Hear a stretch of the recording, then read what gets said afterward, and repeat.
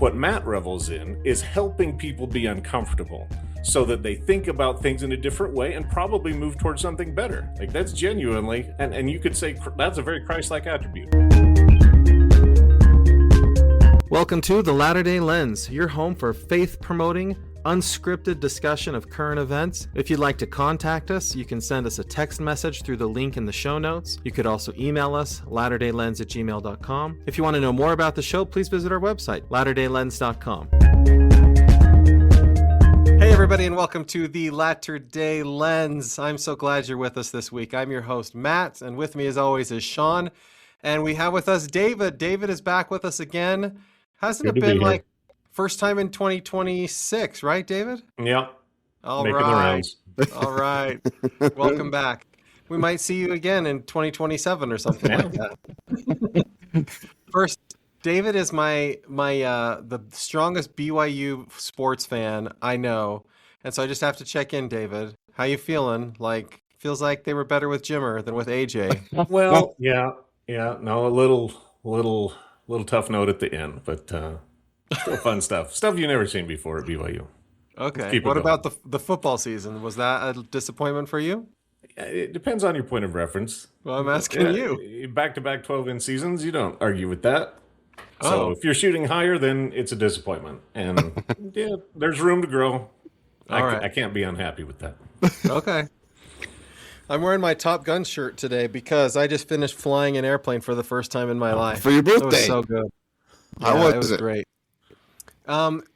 We did this thing called zero gravity where you go up and then you go down real fast, and then he made my cell phone float in the air. That kind of did a number on my stomach. The vomit comet, I think, is what they call it. That's how they film movies with zero gravity stuff. Oh, really? Yeah. That was a little bit rough on the stomach, but other than that, it was great. I got to take control of the plane. If you need somebody to taxi a plane around the runway, I'm really good at that now. I can drive with my feet and move the plane around. So yeah, it was good. You guys, have you done it before, David or Shawn? No. Oh. No thanks. Not interested. All right. You should. Sounds like a nightmare a bit to me. We have some great photos of our house and of our tiny little city of Rexburg. And anyhow, my wife did it one year for her birthday, and I was mad. I was angry. I was like, "What? Why take the risk?" You know, remember last week we talked about this, Matt? I gave you a list of 30 celebrities who have died in those little airplanes. Yeah, but death is not the worst thing that happens in this life. Death is the beginning. Death is why I'm here. I thought death was the final enemy. That's the last thing that happens in this life. That's the last thing, yeah. And it's the final enemy that Christ will crush under his foot. He has overcome death. I feel good about my standing with my Savior. I've got nothing holding me here except for the people I love and the things I love to do. So going into Easter. Power of resurrection. Go fly. Right. I don't know if I told you, this is a really personal experience, but I guess I'll just share it with everybody. But after my grandma died, she died about 2 months ago. I had a really powerful spiritual experience in the temple with her. And it was just clear to me, because she was 94 when she died. It was clear to me that she was like, look, life was hard. Life wasn't always fun. And now I'm with my husband for eternity, and I'm as happy as can be. And who cares about whatever you guys do in that life? I don't care about you guys anymore. I'm living this is what I lived life for. And so ever since then, I'm sort of what am I so attached to this life? I'm not suicidal, but it's this is, I'm here to prepare for something way better than this. And so I don't care about holding on to this. That's a wonderful, faithful. I've always loved your faith, and that is part of your faith. But guess what? You've got people here who need you. Yeah, well, if they need me, I'll still be here. And I won't die because I crashed a plane or something like that. I'll be here for them as a quadriplegic or something like that. I just strongly believe we don't go before it's our time to go unless we're doing something stupid. And flying a plane. Flying a plane. Oh. Oh. That doesn't fit. Oh, okay. All right. Well, we had a listener write in on our podcast, on our YouTube channel. And so, just as a shout out to I think there's 15 YouTube viewers, but if you go to YouTube, you get to see our faces. And so just as a shout out to that one person, this is what they said.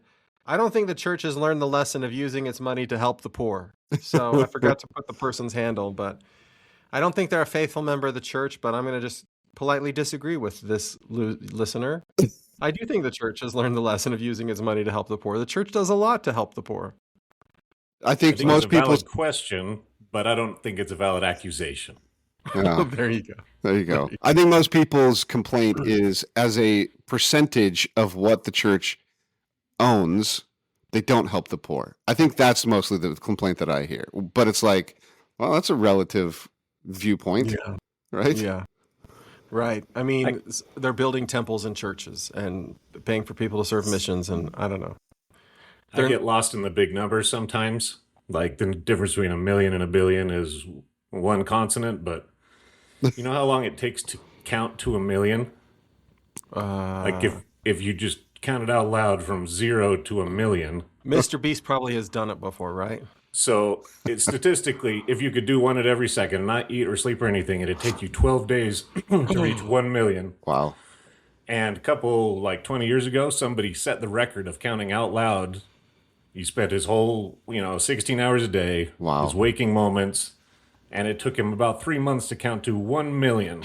Wow. Out loud, And so when you consider that there's numbers that are multiple millions, multiple billions, you can, you know how you got like your home checking account where paychecks come in and bills go out. And then sometimes you got a reserve account. Maybe it's a brokerage or maybe it's a savings account or something. So the church's savings account is the Ensign Peak, folks. That's not the operating account. That's the reserve fund. We put the excess stuff that's not being used into Ensign Peak, and they have filings every quarter with the SEC. You go to sec.gov. I did that this week. $56 billion that we've got tucked away, not in operation, just as a reserve fund. Wow. But if you divide that across whatever, 10-ish, 15, 17, however you want to quantify church membership, that's somewhere between 4,000 and 6,000 per person. That number doesn't seem quite as crazy to me. Yeah. That seems like a reasonable amount to have tucked away to do whatever needs to be done as church evolves. And I don't know. It's just so easy to get lost in big numbers that are not part of my usual calculus as I go through life. When you preface that whole thing by saying the numbers get elusive to you, you handled them pretty well. Like you gave it some clarity. Yeah, that was good. That was good. David helped us understand those numbers. So how long to count to 1 billion? That'd be 1,000 times 3 months. 250 years is how long it takes to count to 1 billion out loud. That's insane, man. I'm going to try that after I'm dead. When I have more free time on my hands. You'll have time on your hands if you keep flying. Matt, if you just decided to count during the hours that you're watching court TV, you might get through it pretty quick. I actually saw a video of Mr. Beast explaining, because one of his first videos that went viral was him counting to 100,000. And he literally said he was trying to figure out a way to make money while he was watching, I think it was Game of Thrones, some TV show. Are you serious? Yeah, so all he did is put his camera up on his television, and while he's watching Game of Thrones, he was just counting to 100,000, and that became the video that went viral for him and made him really popular. Now I understand why that guy's the hero of so many. Now I get it. Now that you've explained that. Thank you. You'll go places the rest of us don't go. So here's some church school scuttlebutt for Matt, right? Because that's your world. Mm-hmm. So Ernest Wilkinson is the president of BYU for like 20 years. And they're transformative years. Campus is growing, blah, blah, blah. But I think it's at a time when the church still was like barely keeping its head above water financially. You're doing spaghetti dinner fundraisers and pancake sales to build the chapel yourself. Lots of people talk about those days.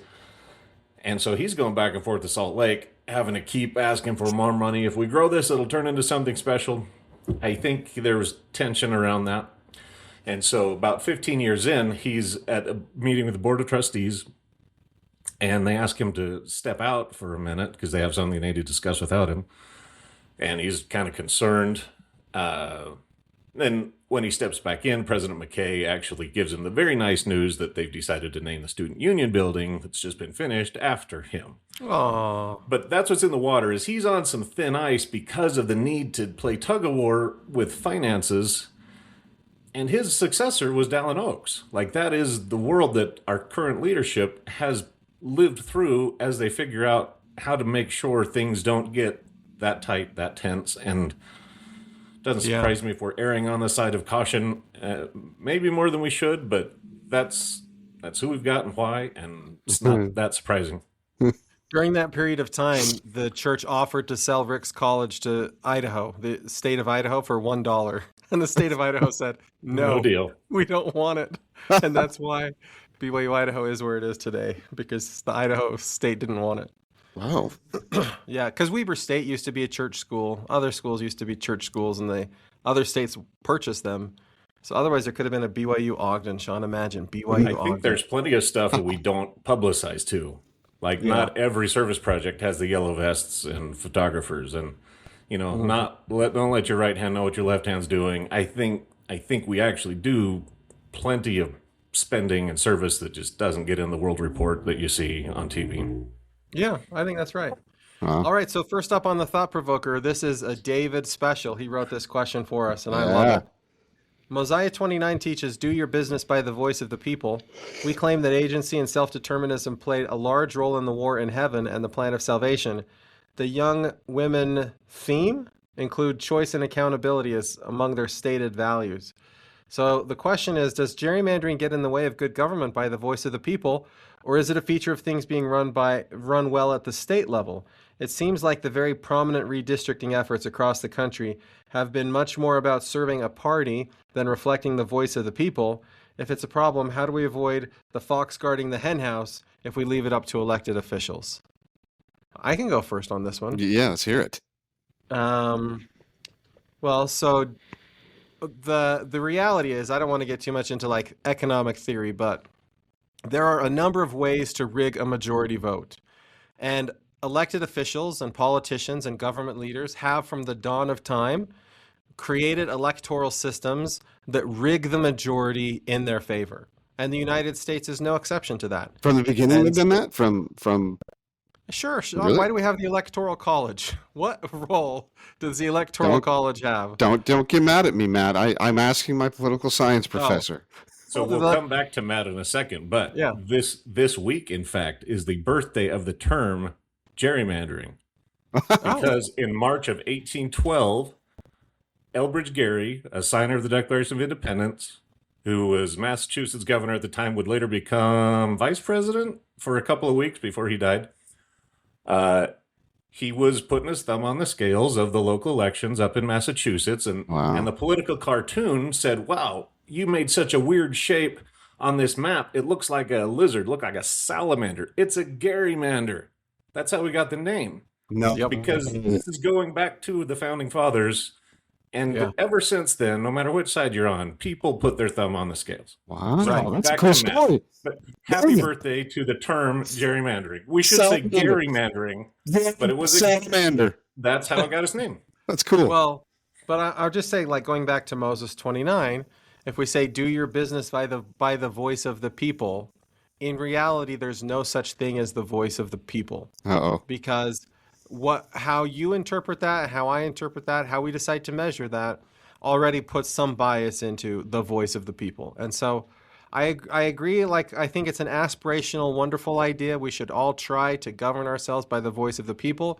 But in reality, somebody has to make the laws. Somebody has to decide how the votes are going to be counted. Somebody decides who gets to vote and when they get to vote. And all of those decisions could be made in an objective, unbiased manner, but it's unrealistic to think that they ever will be. So, Matt, you're saying that the logistics of getting the actual accurate majority voice of the people is so subjective. It's so difficult, or there's not a really clean, plain way to do it, that you personally would look at, for example, gerrymandering and go, it's not that bad because it's just one way to collect the majority or the voice of the people. Is that what you're saying? It's the system that we decided right under our Constitution. So just as a really, really simple example, there are in the state of Idaho 4 people that go to the House of Representatives. So you could choose those 4 people that Utah is going to send to the House of Representatives. We could choose to divide up districts and say whoever wins each of those 4 districts gets to go to the House of Representatives. You could also do something called proportional representation, and people could say, I'm with a party. and the Democrats in Utah choose their top 4 people, and the Republicans choose their top 4 people, and the Libertarians choose their top 4 people, and the people, when they go to vote, they just choose which party they like best. And those 4 get decided based on the proportion of the vote that they get. So in Utah, probably the Republicans would get 65%, maybe 60%. Democrats would get maybe 40%. But let's say it changed and there was some independent party that went like 2 were for Republicans and 1 was for a Democrat and 1 was for this third party. You could do it that way. That's the way a lot of countries do it. The reason we don't do it that way is because the people that are in power, when you explain to them what would happen if we switched our election system, they fight, and say, no, we're not going to change our election system. When Idaho had on the ballot 2 years ago this opportunity to change it to like ranked choice voting, you know who the strongest opposition to that was? The Republican Party in the state of Idaho. Because the people who are in office right now are winning. They know how to win under the current system, and so they have no incentive to change the rules, because at best it kicks them out of office, or I guess that at best they have like less firm of a majority or less certainty, and then at worst it kicks them out of office. Okay. So the people making the laws are the ones who are winning in the current election rules, So and it's very hard to get them to change. okay, so Matt, so what you've taught me is that we live in a complex society, and if the goal is to give the people the voice, there are various ways of doing that. You're suggesting it's okay that sometimes it's a bit strategic and can influence one or the other, or give more power to one or the other. Question though, shouldn't the thing that drives the multiple choices of how we give the majority voice, shouldn't it be God's agency? Like, agency is such an abundant doctrine throughout Scripture. So, like, if there's a system that predetermines an outcome, doesn't that erode true agency? And shouldn't our system be driven about agency requires meaningful options? And it's not really a meaningful option, me living in California, when I'm voting for the presidential election, because literally my voice doesn't matter if I'm not a Democrat. I don't have agency here. I think what our system rewards is strength of opinion and willingness to put action behind that opinion. So we can ask the 3 of us, who do you prefer to have for president of the United States? Some of us might feel stronger about that than others of us. And so the system as it is now rewards people who care so much that they're willing to give their money, or they're willing to give their time, or they're willing to go do something about it. And if all you want to do is sit at home on election day and just go vote, then your voice has less weight than the voice of other people. And maybe that's the way it ought to be. What do you think, David? Distorted voice. Right? Well, we want the voice of the people, and the people have a wide range of life experience and opportunity to participate, but they are still the people. But we don't really want the voice of the people, because we don't want, in many states, felons to be able to vote. We don't want non-citizens to be able to vote. We don't want children to be able to vote. So we don't really want the voice of the people, because we make decisions about which people we actually want to hear from. So here's the reason I mean, this question is in the air. Texas doing stuff, California's doing stuff, Utah's trying to do stuff. I don't know if it'll happen or not, but we were in D.C. a couple of years ago. We did the thing where you go to the Capitol building and meet your representative, and you stand in some lines, but that's kind of fun and pretty quick visit, maybe 10, 15 minutes. And I don't recall anything very notably great or bad about my representative. I thought the opportunity was terrific. Is it Kennedy? Kennedy's your representative, or Celeste Malloy? So at the time, so I'm in St. George. I'm way down in the corner. I'm like 10 miles from Arizona, 10 miles from Nevada. My rep was from Farmington, which is north of Salt Lake. It's north of Lagoon. Yeah. And in my voting district, somehow, as they divided Utah into 4 separate chunks of population, somebody decided that north of Lagoon and down in St. George should be represented in the same way. Now, we have statewide office to do statewide representation, like senators and governors, but for my local district representation, that's how it had been drawn up. And I think that's distorting the local effect that it should have in pursuit of serving a party by divvying up the minority vote. It takes the voice of the people, and then it funhouse like mirrors it and makes it too squatty or too long. And it's not absolutely wrong, but it's distorted. And so I'm saying, what can we do to not be distorted? That seems David, like a fair question. Matt, Well, you get the points for explaining actually a fascinating point I never thought of, and I understand, and I thank you for educating. David gets the points because you're right. In the pursuit, if we have choices of how we're going to decide how the majority voice gets represented, then maybe we need to lean towards systems that give us more agency, not less, and give us more choices. well, let me try and get your points, Shawn, because we believe in the divinely inspired Constitution, and the system we have is set up under the divinely inspired Constitution. So Is the it fact that people, what part does it specifically say? Like, what part is constitutional? well, the Constitution says that there will be a House of Representatives made up with a proportion of the states, and it gives states the rights to choose how they're going to select their electors for Congress. It does say And so that? then state, yeah.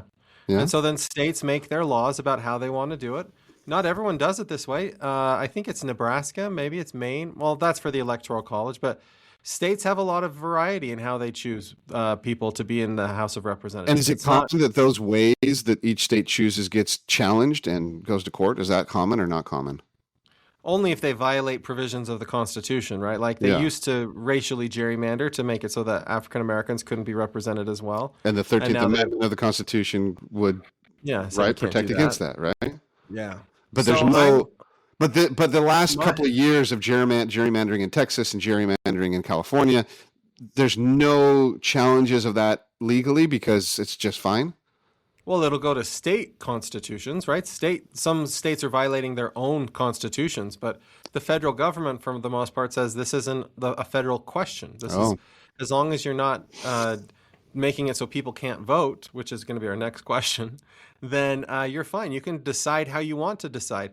By the way, it wasn't until the 1820s that you even had elections for like the president of the United States, and senators weren't elected until like the early 1900s. So I don't know. I say whatever. Let people do how they want to do it. Let's stay. I just believe in the divinely inspired Constitution, and so that Okay, feels me- to me like the Latter-day lens. Man, you guys are making me like you're pulling me both ways. David, this is a great question. So, Matt, I guess that would be then in federalism, that would be more agency, right? If the states and the people of those states have the opportunity to decide their own way of electing officials, whether that's gerrymandering or that's some other way, maybe that is more agency. Well, and so My most question to Matt is, okay, Yeah. so we either have to leave it up to the elected officials, and Mhm. basically we're letting officials pick the voters instead of voters pick the officials in this case, Yes. which I don't like. Yes. Or we have to have some sort of, you call it neutral party, you call it independent board, some other process by which the rules of the game are determined, other than the people who just won the last inning, right? Well, so Yeah. California. Do any of those look good? I don't know. No. It feels like California the has- elected officials are not making it a fair game. So There's is there a self-interest different there, yeah. referee that then call your own fouls?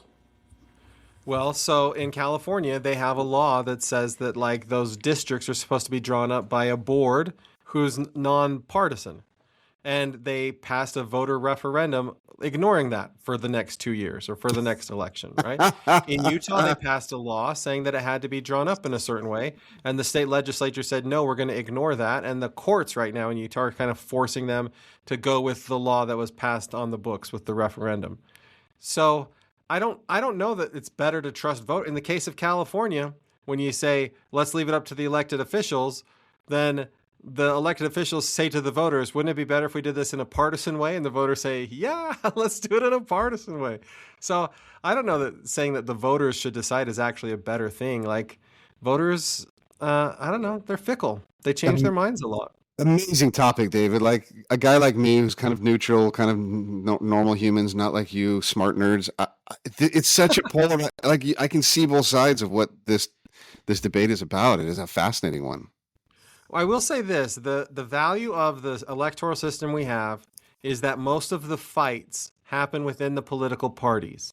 If you had a proportional representation system like I described earlier, where Utah would have, say, 2 Republicans, a Democrat, and then some third party, those people get to Washington, D.C., and they tend to fight with each other, and they can't get if we think there's gridlock now between those two parties, it's even worse when you have multiple parties in a legislative body. So in some ways, I totally understand what you're saying, David. But again, on these things, I say, if you don't like it, get involved in the Republican Party. You could totally win office as a Republican legislator for your district in St. George, and you could do something different. Do it, David. Do it. Please do it. Please do it. You're every bit as talented as Spencer Cox. You're every bit as wise as Spencer Cox. He just put his hat in the ring and did it. And so I feel like our system rewards people that are doing that. And so we should just kind of, if we don't like it, we should just contend against them and say, you just have 20 years to burn to get there. So this is like the dirty little secret that most people don't know. Most people who are in the House of Representatives in state government didn't actually run for office their first time getting there. They were active in a political party, and then the person who was holding that seat either resigned or took a different job in the middle of their term. Strategically? Well, sometimes it's just promotion. I'll tell you in a second about what happened in Montana. Please. So sometimes it's strategic, but oftentimes, like somebody's like let's say you're representing St. George, and you get this opportunity to go do something else. So you leave your position there, and now it's open. And guess who gets to choose who takes that open spot? The local Republican Party. They just choose somebody. Because it's a safe seat, because they're non-competitive, and they never change hands. And most people in politics today got their start in the local political party. Somebody resigned, they got appointed to that seat, and then they just had to win re-election from then on. It's amazing, dude. So this is happening in Montana right now. There's a senator in Montana. He's the Republican senator of Montana. He announced that he was going to run for re-election, so nobody's running against him because who can beat his name's Steve Daines? Who can beat Steve Daines in Montana? Well, then it turns out that his chief of staff, somebody close to him, decides to run for that seat 15 minutes before the filing deadline. And then Senator Daines says, I've decided I'm not going to run for re-election. And so now she's going to be the Republican nominee for the state of Montana for that Senate seat because nobody even knew that he was going to retire and not run for re-election. And she's the only one that filed to run. So it's hers. I mean, unless people in Montana decide to not vote for a Republican, then it's hers. So I don't know. I feel like we should be rewarding the people who are putting the time and effort into putting that work in. David, what do you think of that? I recognize how difficult it is to determine what is fair. Like, is the fair thing that the majority always wins, or is the fair thing to represent some voice of who didn't win, right? There's all these layers of government, but I just don't like that what it's left us with is, okay, we've got 435 seats coming up in 6 months, and obviously we need a functional Congress, and 90% of them are predetermined. Yeah. Because they've all been rigged and tailored to just fit one type of voter. And so what I don't like is that they feel like they've all got us pegged. Like, you're the red people, you're the blue people. If you're this age and this background and you live in this geography, we already, it's like we've already accounted for you. We don't have to take you into consideration. You're safe. And only like 8 or 10% of the country even matters for making decisions. That feels like it distorts the voice of the people. Well, that leads right into the next question with the Save America Act that the Republicans and Trump are trying to pass, which would require proof of citizenship to register to vote and would restrict mail-in voting. They claim that mail-in voting is subject to fraud, which is ironic since Trump regularly votes by mail. Campaign operatives argue that this bill would actually harm Republicans in elections because having to register or re-register to vote in person would present a severe disadvantage to disabled people and millions of rural Americans who are mostly Republicans. Voting laws in the United States have always been about giving advantage to certain groups of people. But as David pointed out, God wants leaders to listen to the voice of the people. So the question is, does this mean that any laws that restrict the right to vote are immoral? And you're saying that to require proof of citizenship is a restriction to voting. Is that what you're suggesting? Of course it is. Well, how do you prove citizenship? You prove citizenship with a passport or a birth certificate. A passport costs $180 right now to get a passport. A birth certificate is the same thing.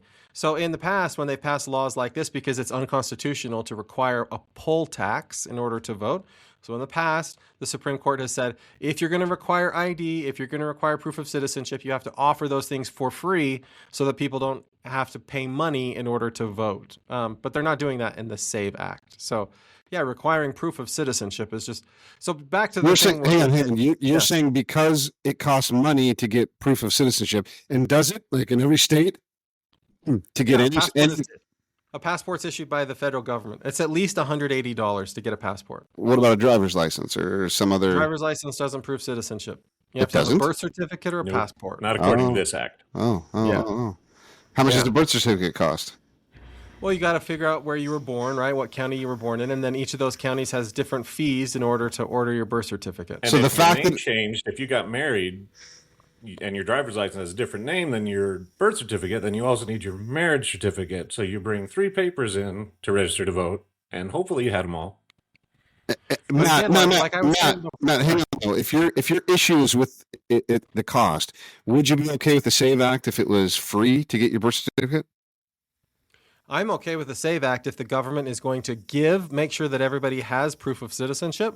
So if line 1 of the SAVE Act is everybody gets proof of citizenship for free sent to them electronically or whatever in some way that is valid, I would be more okay with the SAVE Act. So for you, it's not an issue with you requiring to prove that you're a citizen. The issue with you is you're charging me to prove that I'm a citizen. Well, broadly, my issue is that I think that any law that restricts the right to vote is immoral. You can't do something by the voice of the people if you restrict people from exercising their voice. So in my view, if we're supposed to do business by the voice of the people, we'll just take church as an example, right? We get a new bishop called, and it says, all in favor, raise your hand. Any opposed by the same sign. If somebody raises their hand and says opposed, there's no authority that comes in and says, wait, you're not allowed to express opposition. You are of this class. You're too young. Or you're... Actually, there is. If I raise my hand, I'm instructed to go to the authority to have that discussion. And maybe the authority will consider my point of view. Now, if I'm not a member of the church, it's not going to be considered whatsoever. So I have to probably look at my records and prove that I'm a member of the church in order to have that opposition even considered. Are you serious? You have to be a member to oppose? Of course. What are you talking about? Nobody's ever seen it happen. Nobody knows. Yeah, I don't think that's true. I don't. Again, let's say it's not a church position, right? It's just we're all in the council in heaven, and we're trying to decide. We go Jesus's plan or Satan's plan, and somebody says, "I vote for Satan's plan." Nobody comes in and like, "Hey, let me see your proof of citizenship in the kingdom of heaven." No, because if you do it by the voice of the people, everybody who's there is a person, and you count their vote. Their voice. No, but hang on. The church example is the better one, because when you're dealing with a group of people that belong to a certain organization or a certain, organization. Okay, so then you have to consider that, right? So we're talking about citizenships of a country. No, that's potentially That's potentially, you got to consider that. Shawn, at least I'm not saying that's the way you should. When somebody's elected the mayor of El Centro, California, do they say you're the mayor of the citizens of El Centro, California, or do they say you're the mayor of the city of El Centro, California? I don't understand the distinction. Well, I'll tell you the distinction. If I live in El Centro, California, I'm a resident of that city. Yes. That mayor is supposed to represent me. Yes. Whether I'm a citizen or whether I'm not a citizen. I live there. I pay my taxes there. Yeah, but you're part of the community. Oh. So if I live in El Centro and that person is my mayor and they get to make laws that affect my life and they get to decide what my taxes are and they get to decide whether the police protect my house, so they get to make all those decisions for me, I should have a voice in deciding whether that person gets to stay on as mayor or not. And it shouldn't matter whether I'm a citizen. I'm just a resident. I'm just playing devil's advocate here. If you're saying because I physically occupy a space, I have claim upon, for example, the mayor of that space, they're accountable to me. What if me occupying that space, what if I don't have a legal right to that space that I'm occupying? Well, how could you not have a legal right to the space you're on? Who's living in who's a resident of El Centro, California illegally? They're living in an apartment they stole from somebody? No, they potentially have come into the country illegally. Isn't that Okay, a consideration? If I come into the country illegally or without proper documentation, Yeah. and I sign an agreement with a landlord, I have a legal right to live in the place that I'm renting. But there's also a legal right to remove that person from the country because they didn't enter through a port of entry. They didn't file the right paperwork. They didn't get in line to get approved. So they're here. Okay, same thing. Right? If I'm living in that place and I speed on the way to work and they give me a traffic ticket, there's a legal right to give me a traffic ticket. That That's has right. no bearing on whether or not the mayor of El Centro represents me as a resident of El Centro. I don't know why you would assume that. I live there. I signed a lease. But if you don't have a right to live there by I law, do have a right. Though I do. I signed a lease. I'm paying rent. That's just my because home. just because you signed a lease doesn't mean, again, if you didn't enter the country through a port of entry through a legal process, and I'm not a citizen, why would I have claim upon that? Like Matt, that doesn't, just because I signed a lease doesn't, like if ICE finds me, I can't claim, well, I've got a lease here. You have to let me stay in America. That's not going to fly. That's not legal. Of course that's legal. But That's regardless not. of that, you're making not it about either. immigration. I'm not making it about immigration. I'm saying that if the mayor of El Centro has the authority to make laws that affect my life and I live there, then I should have the authority to remove that person through my voice. What is the voice of the people? So you're already creating restrictions, Shawn, around the voice of the people, saying that, well, the voice of the people means only people who came in in proper ways or people who can do certain things. Look, I only took this in this direction because the first example you gave was within our church. When we raise our hand to support our leaders, it is as a Latter-day Saint that is raising our hand to support our leaders. It is as a confirmed and baptized member of the church. And there's no say if I'm not a confirmed member of the church. Even if you are, there's no say, Shawn. Sure there is. No. I've had Come on. plenty of situations that I've known of in the church where someone says, look, I've got some information. I'm going to go talk to the stake president about this bishop or about this person in the calling. And they do consider it. Of course they consider it. And then they get released. Have you ever heard of them getting released after they were sustained? I've heard of it once. Yeah, I have. Wow. Well, that's pretty good. But you got to have information. What if you raise your hand and say, I'm opposed? And I'm like, what do you know? And you're like, I just know I don't like that guy. You have no voice in that situation. That's right. You don't, because you are a part of a minority and the majority rules. And that's okay. Like, that's unfortunately the system that we probably live in. But So what if I'm I saying am is- not a member of the ward, it doesn't matter if I have an opinion. Okay, but I can be a member of a community by the fact that I live there, not by citizenship. By living there. So then I could have a say in ward leadership if I'm not a member of the church just by sitting in the pew? I don't think so. All right, what do you say, David? I think you're speaking to a broader example of principle, Matt, but I want to focus on the immigration thing only because that's what's mostly in the air as this act is being discussed. Yeah, that's what it's about, Matt. Not to But me. I'm not sure that's correct. So here's the thing. In my mind, I'm like, we struggle to get voter turnout among legal U.S. citizens. Good What are point. the odds there's a whole bunch of illegal folks showing up and casting ballots? This seems unlikely to me.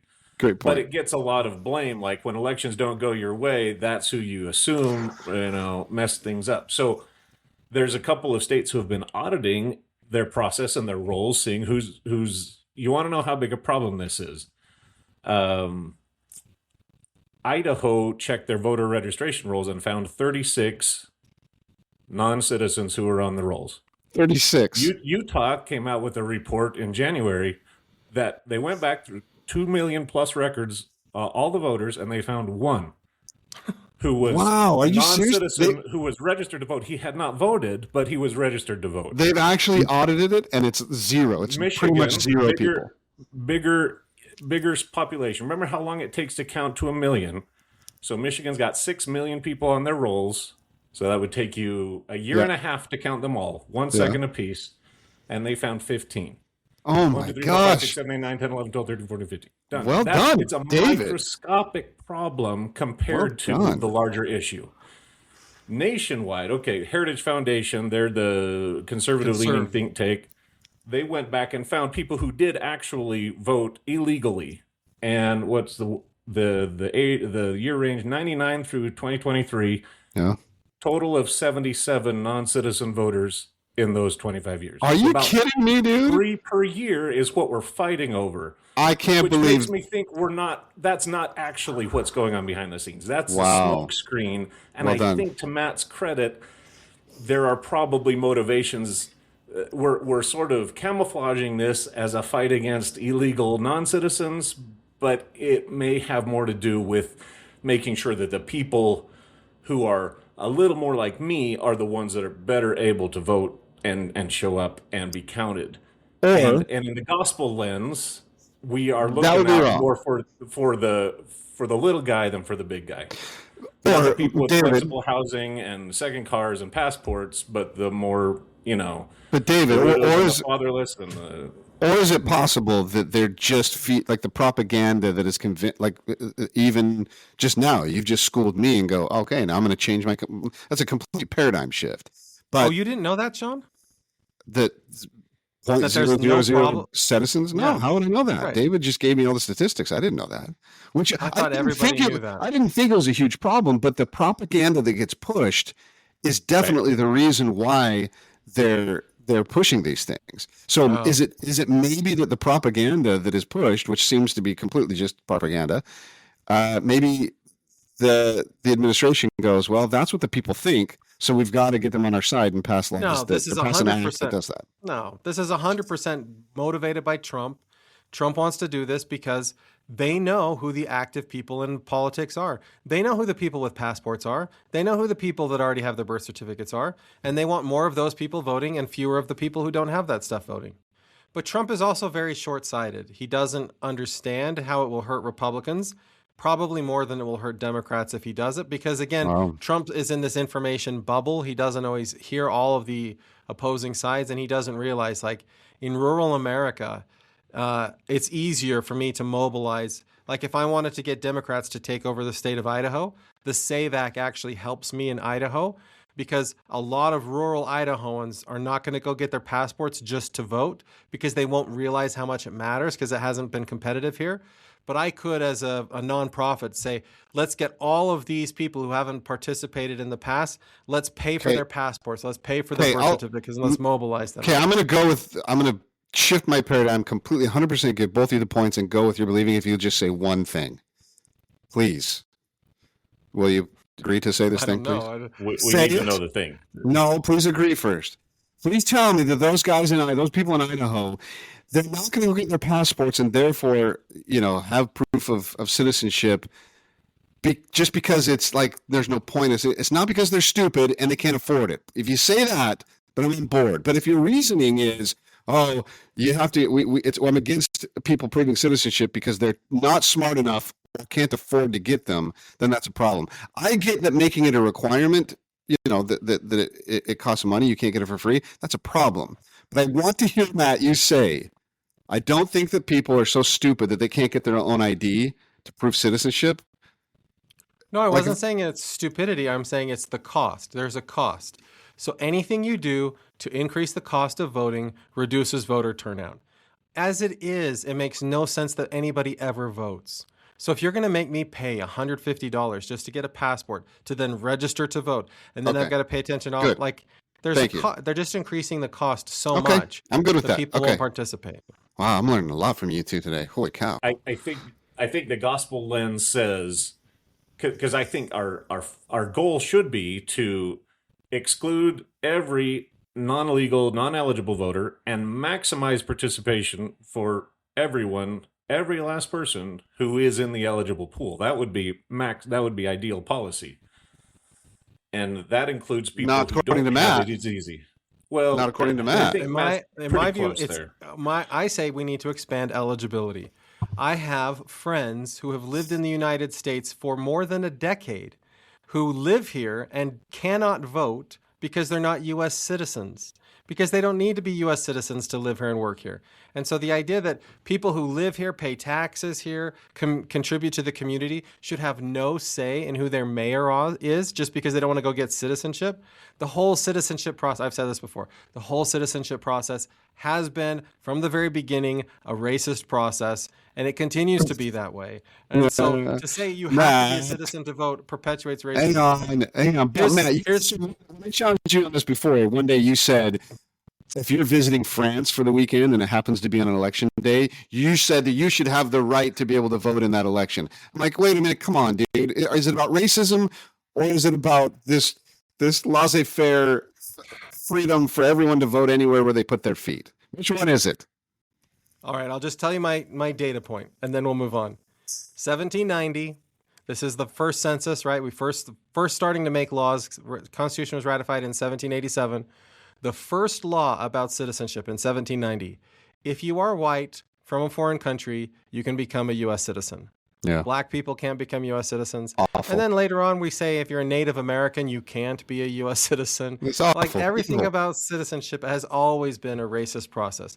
You'll never find an example in the history. Wait, hang on. Why?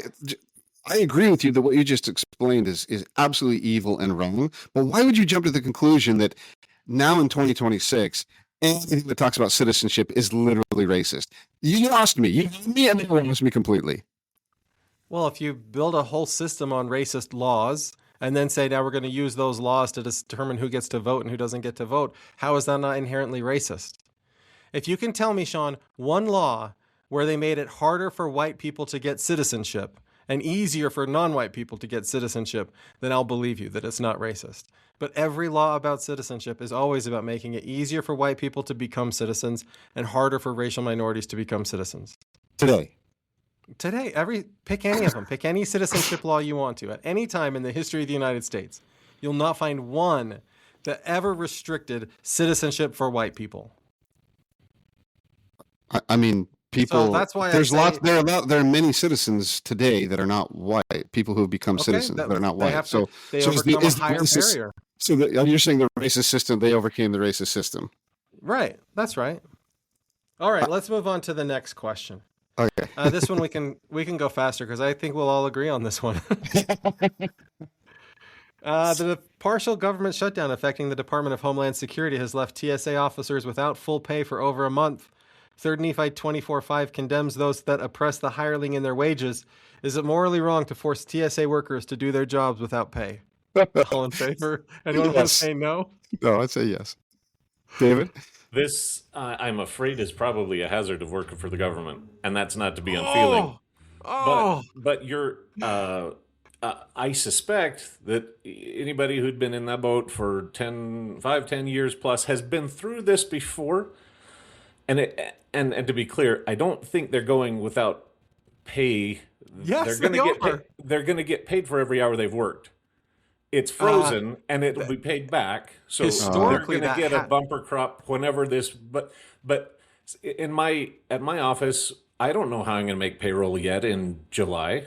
I have to earn the money as we go when we get there, and thankfully it'll happen. It'll go there. But if you work for the government, it has to be appropriated. I don't know how far along in advance, 2-3 years at a time. And a hazard of that, mostly secure job, is that sometimes when the big guys are having a tug of war about finances, you get stuck in the middle, and this is not awesome. It's not welcome. But this is not moral to force. But to be clear, they are going to get every dollar they're owed. It is cumbersome the way it's being frozen temporarily. I wish it wasn't happening for them, but this is a side effect of government operation more than it is the morality of employment. It's nuanced, but he did just agree with us that it is immoral to force anyone to work. So we're the same answer. But I'll just say this. Historically, it's not for certain that they will get paid. It has always happened in the past. But unless somebody writes that into a bill to say we're going to give them back pay, then they don't get the back pay. That's point number one. Point number two, if you look at the amount of days and hours the federal government has been shut down in the history of the United States, that is 40 times greater in the Trump administration, when Trump is president of the United States, than it is when anybody else is president of the United States. So I don't think it's fair to say that when people go to work for the federal government, they should know that there's a high probability they're going to be forced to work without pay, because that's just something Trump has done. That's primarily a Trump thing, a Trump feature. And so I don't think that it's fair to say to them, look, when you signed on to be a TSA agent in the year 2000, the day they were assigned to that job, I mean, or the day they chose that job. I think that there's that depending on who's president, people get treated differently in the federal government, and I think that what is morally wrong is to, based on your political views, pick and choose how you're going to treat federal workers. So to say ICE agents get to be paid in full because that matters a lot to me, and TSA agents, you're essential workers. We need you. You can't call off. Therefore, you have to work without pay. That's immoral. If they're essential, you pay for them. And if we, as a country, said if they're essential, they have to be paid, or nobody gets to do anything, then I think we would be being morally correct. I think it's completely wrong to ever ask anybody to pay without work. Here in just a second, Matt is going to tell us why San Francisco is such a happy place. All right, I'm so excited. And one of the reasons is they have a functional airport.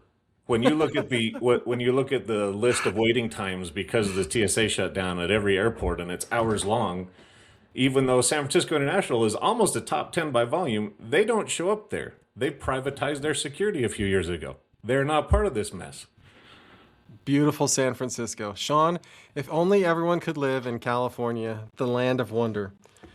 So the 2026 Happiness Index is out. Salt Lake City is no longer on the list of the 250 happiest cities in the world. In fact, Kiev, Ukraine is above them at 251 because the group that made the list wanted to give them an honorable mention for their bravery in fighting the Russians.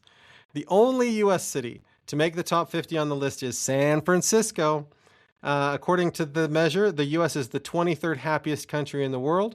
This group uses 64 measures that cluster into a few kind of meta dimensions of urban happiness. So the first is human and social life, like citizenship, health, and that sort of stuff. There's institutions and systems of government, like how the governments function and the economic system they choose to employ. And then there's the physical environment, like do they keep the streets clean, and are there like accessibility options for people who are disabled? So this is my question.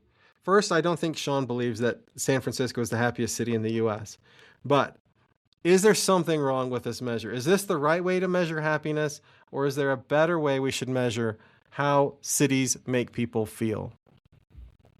Okay, so first of all, I would say this is it's a joke. What a joke, right? But if you're going to study really their criteria, this is not a happiness. It's not measuring happiness. It's maybe quality of life infrastructure. Not even quality. It's not even measuring quality of life. Someone is saying, like, it's such a biased viewpoint. Like, if the infrastructure exists that could potentially make quality of life better, then people are happier. So no, the question is no, absolutely not. There's way better ways to measure happiness. Things like meaning and purpose, things like moral and spiritual alignment, things like things like that. So no, this is a dumb. Shawn, really if you don't stupid. have healthcare, you're going to be sad. So healthcare is an important component of happiness.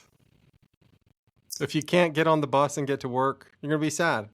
Yeah. So you're saying this is the way to measure happiness? You think this is correct? No. Fact checking, Matt, is why I keep coming back. Right? It's exhausting, so I can only do it a couple times a year. But being able to do peer review on Professor Miles is really what energizes me in this whole process. And our listeners probably know this, but Matt presents like a big teddy bear, and he is a kind, thoughtful person, but he is an expert provocateur. Right? Yes. What Matt revels in is helping people be uncomfortable so that they think about things in a different way and probably move towards something better. Like, that's genuinely, and you could say that's a very Christ-like attribute. He was and he's a genius at well. it. And is why we love you, Matt. So Matt coming on here and saying, look, why the heck is Salt Lake below Kiev, Ukraine, and whatever in Uzbekistan, which I'm not making up. There's some place in Uzbekistan that's higher than most everywhere in the United States. Okay, but here's the stupid thing. the study conducted by a couple of French people has like they made a cutoff. I went into the weeds on this. I went through the whole stupid criteria because I knew what you were doing. And now How dare you not make David do that? It's unfair. You were waving the red cape, and here I'm coming. You know this. Hit him, David. Hit him. They only measured the 30 biggest cities in like you didn't get evaluated if you weren't within the top 30 cities in your country. Mm-hmm. And they did not even evaluate Salt Lake in this run through. Maybe they did previously under different criteria. But you can't find them under the cities that got analyzed. And so what this is really showing, and for this narrowly defined purpose, it's a valid study, what big cities compare to European big cities, and who does that better? If you're forced to live in a city of 3.2 million or more, how would that be best? How does your subway say, look, I have a 6-minute commute to work, maybe 5, depending on the 2 stoplights. If you try to give my city a grade on public transportation and how well the app works, it's stupid. Like, you can't apply that. So if this is a bonkers metric, and you know dang well what you're doing, Matt. and so here's the nugget of usefulness, because this study is very questionable as to its usefulness. But there's a guy, you might be familiar with him, named Albert Brooks. He's over at Harvard, but he's kind of become like an honorary member, sort of, for being a daily attending Catholic. He's quite familiar with us. I think he's got an affiliate connection at the U and give commencement speech at BYU. He was doing something at UVU just a week or two after the Charlie Kirk thing last year. He's quite familiar with happiness research and psychology, and he has credibility as a researcher, and I think he has gifts for communicating that to people. And so go get you some Albert Brooks in your life if you want more tips. But I think it does boil down to things like relationships, to purpose, to your spiritual well-being. I watched Project Hail Mary last night, and not to spoil the show, but if you've got purpose, right? And if you have a warm relationship with a talking rock, you're going to be just fine. That's what my wife said. That's what my wife said was the point of that movie. Yeah, I missed that. The whole movie, I was just like, what in the world? I was so bored in that movie. Yeah, Matt has the worst taste in movie. I'm just going to throw that out there. You have the worst taste in movies. You don't like the movie Doubt. I can't believe it. So, but Matt, he did mention Albert Brooks, who was the lead actor in the great movie Defending Your Life, and you like that movie. So here's my take on this. Yes, David's right in everything he said. And also Shawn's right in everything he said. But I do think that there's this part of the study that I have beef with, which is different than what David said. I have beef with this idea that government is supposed to solve our problems, because I don't think that's the latter-day lens, right? So I feel like this study is saying government. I think my connection just shut down. Yeah, there was a lightning strike. What did you just say? You're gonna have to repeat that. What the heck? Just came out of your mouth. Government should solve problems to the extent that they can, but this metric is saying if you live in a country or a city where the government has a resource for every single problem you could ever face, you're going to be happier than if you live in a city where they don't have a government resource to solve every problem you could ever face. And I think that the role of government in solving problems should not be to have a resource that you can go to for every problem you face, but it should be the latter-day lens approach, that if you are in trouble, we're going to help you through the trouble, and we're going to help you get, like Heavenly Father doesn't try to remove obstacles from our life. Heavenly Father tries to help us through the obstacles so we can learn and grow in life. And I think that too many people say, I want government to remove the obstacles in my life. And voters say, what is the government going to do to remove obstacles from my life? And I think that's the big problem with this approach in the study. And it's the problem, like, I think a lot of the problems we have as a society today boil down to people who want the government to remove obstacles from their life rather than help them through obstacles. Sometimes, Matt, you actually sound like the party you claim to be a member of. Sometimes I'm a conservative Republican. It's a rare instance that you prove it. Well, so for example, like if I have a child with disabilities, the government should provide support to help me care for my child with disabilities. They shouldn't say, we're going to do whatever we can to make sure that you don't have any pain with that, or you don't know that it never happens in the first place. Right? There should be some support from my community for that situation. But like these sorts of things where it's like it's not the government's job to make sure that I have a clean sidewalk. It's not their job to make sure that the air that I breathe is clean. That's a solution that we should take on ourselves as a community and not say, oh, this city's great because the government makes sure that nobody ever spits gum on the sidewalk or something like that.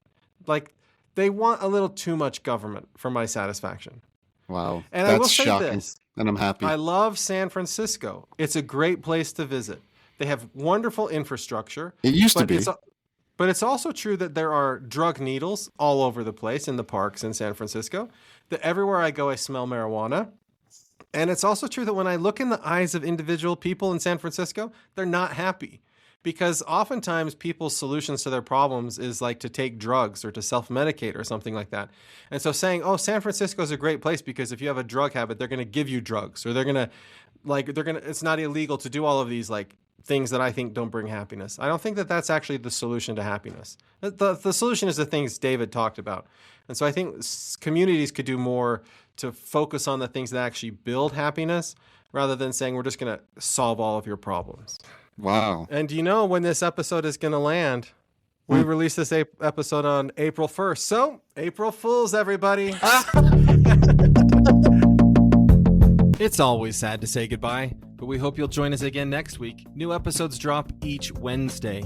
In the meantime, subscribe to the podcast, give us a like, and visit our website for past episodes. You can comment on the show at realmormonism@gmail.com. Thank you for making us one of the most listened to podcasts. We love our listeners.